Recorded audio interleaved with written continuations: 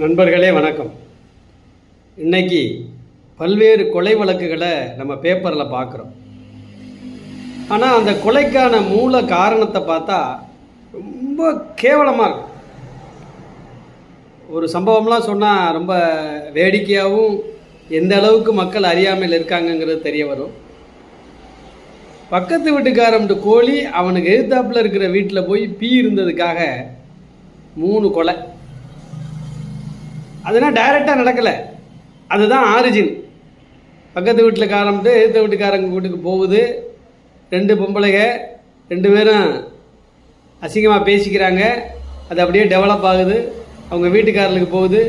வீட்டுக்காரர் 2 பேரும் பிடிச்சிட்டு வரேன், 2 பேரும் ஆப்போசிட்டில் மோதிக்கிறாங்க. எப்படி ஏன் பொண்டாட்டியை பேசினான்னு ஒரு கட்டத்தில் பக்கத்து வீட்டுக்காரன் எதிர்த்த வீட்டுக்கார அம்மாவை தலைமையரை பிடிச்சி கீழே தள்ளி விட்றேன்.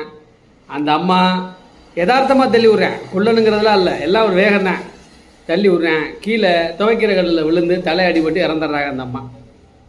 அப்போ பக்கத்து வீட்டுக்காரன் வீட்டில் 3 பேரும் ஜெயிலுக்கு போயிடுறேன். அதை தடுக்க வந்த அந்த வீட்டுக்காரரை அவங்க வயசான பாட்டி அவங்களையும் தள்ளி விட்டு 3 பேரும் கீழே விழுந்து செத்து போகிறாங்க. அப்போ அவன் கொலை பண்ணணுங்கிற நோக்கத்தில் அவன் வரல. பட் ஆனால் அவன் இன்டலெக்சுவலாக அறிவார்ந்து யோசிக்காமல் எமோஷனலில் 3 கொலை செஞ்ச குடும்பம் ஜெயிலு. ஆரிஜின் என்ன? கோழி அவங்க வீட்டுக்குள்ளே போய் மலம் கழிச்சது. கோழிக்கு தெரியுமா பக்கத்து வீடு, எடுத்த வீடு பக்கத்து வீடு பின் வீடு? நாய்க்கு தெரியுமா, ஆட்டுக்கு தெரியுமா, மாட்டுக்கு தெரியுமா? நம்ம தான் ஒரு பொறுமையாக அதுலேருந்து கலர். நீங்கள் எல்லா விஷயத்துலையுமே கொலை வழக்குகளில் ஆரிஜினை பார்த்தா ரொம்ப கேவலமாக இருக்கும். உண்மையாக முழு வீடை ஜேசிபியை வச்சு பட்ட பகலில் முழு வீட்டையும் இடித்து தள்ளிட்டாங்க, அதனால் 2 கொலை அப்படின்னா அதில் நியாயம் இருக்குது. 2 ஏக்கர் நிலத்தையும் சீரழித்து ஜேசிபி வச்சு நெல் அறுக்கிற வண்டியை வச்சு வெட்டி நாசம் பண்ணிட்டாங்க, நிலத்தை அபகரிச்சிட்டா மொத்தமாக, அதில் ஒரு கோபத்தில் நடந்து போச்சு கொலை, அதுவும் நியாயம் இருக்குது.